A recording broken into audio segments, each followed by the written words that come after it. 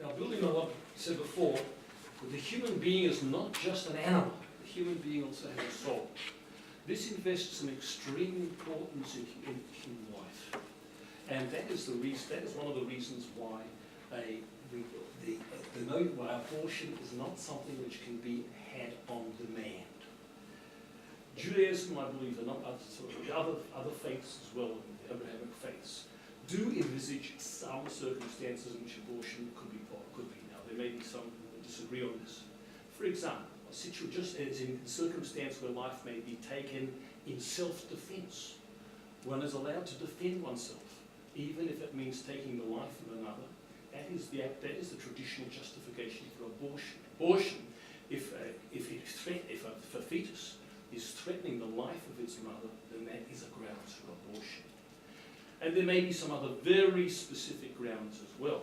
However, the notion of abortion on demand, that one may remove fetal life at wish without giving any explanations or providing any grounds, which is what the law is in Victoria, up to the age of 24 weeks of fetal growth, is something which is a complete contradiction to the Abrahamic religions.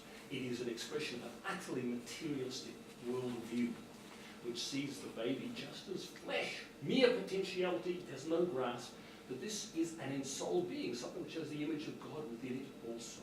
A safety net for irresponsible and uncommitted relations. We know very well that when you drive a car, and you, heaven forbid, kill somebody or hit somebody, there's no exoneration for that. There are penalties. Well, the same thing as with human sexuality.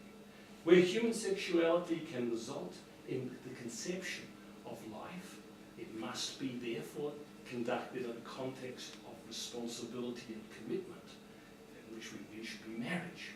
So that what we find a society nowadays in which 1 in 3 children in Australia is born out of wedlock, a de facto culture, and many women who are not married, whether they're de facto relationships, and sometimes when they're in marriage relationships also, and when they're single. This is not placing the blame on women. Men, this is on everybody's head, so to speak.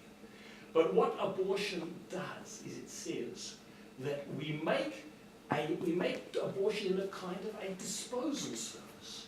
We put human gratification so far ahead of human life that we are saying that human life in principle is disposable, is removable. Now, what does this do for the structure of human relationships? What does it do for commitment? What does it do towards the attitude towards life in general? So, abortion is a very serious matter, not only because of what it is in itself, it is the taking of life, but also because it subordinates life to convenience. I'm not minimising the difficulties, and you might say, well, what is a teenager doing? What is a teenager supposed to do if she becomes pregnant? It's a very difficult situation. But the way to tackle that is to teach responsibility in relationship, and that doesn't mean safe sex. It means having sexuality in the context of marriage and commitment, where children are actually brought up properly. Instead of that, to simply say, you go ahead, do whatever you like, and we will get rid of the consequences. This is a terrible inversion of priorities. The first thing is a person has to know what life is. The second thing a person has to know is that sexuality needs to be in the context of commitment, and that's marriage.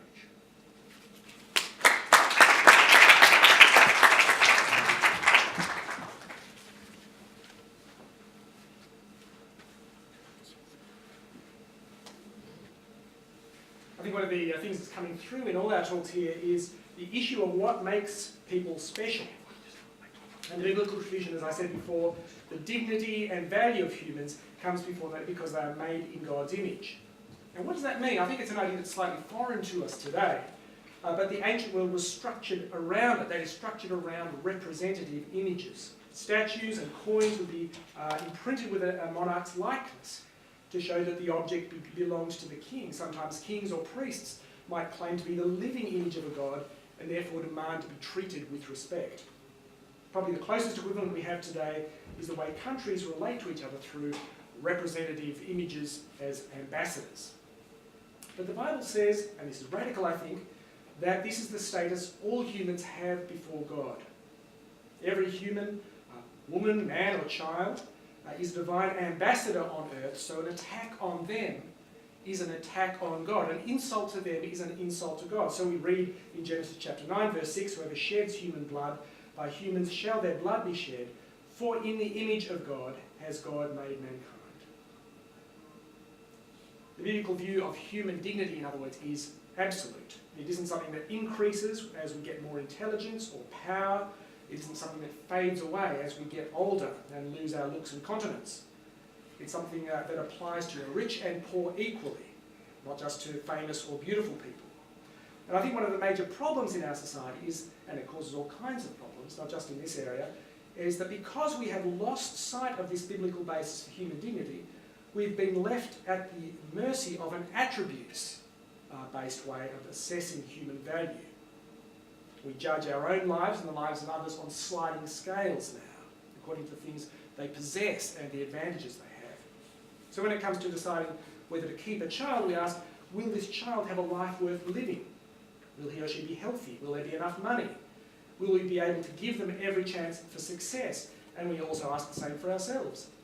Will having this child right now destroy my life? Will he or she stop me having a decent career or undermine my freedom or make it hard for me to find a long-term partner?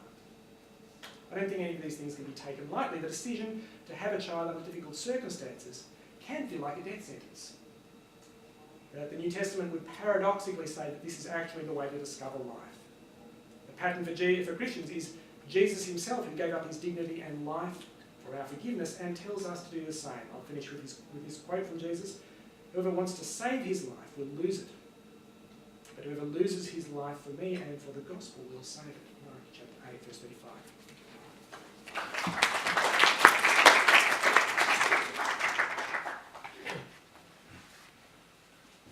I'm very glad to come as a third speaker because I find that Shimon and Andrew actually paved the way for what they have. Well, by the way, we haven't had a conference beforehand or haven't consulted one another.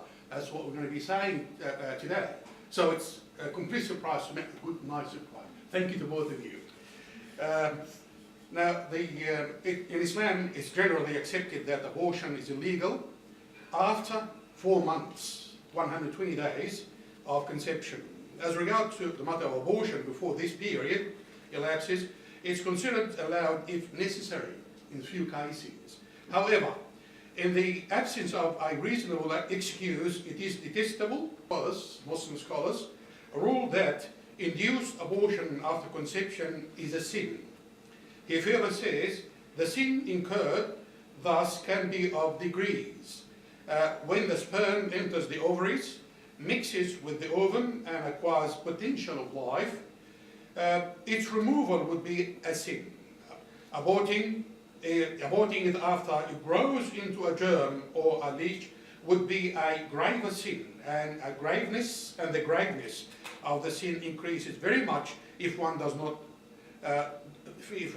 so after the stage when the spirit is blown into the fetus and it acquires human form and faculties. The exceptions here are being threat to woman's life. Now, all Muslim scholars universally agree that a woman's life takes precedence over the life of the fetus. This is because the woman is considered to be the original source of life, while the fetus is only a potential source of life. Muslim jurists agree the abortion is allowed based on the principle of the greater evil. The woman's death is a greater evil than abortion. The second is rape.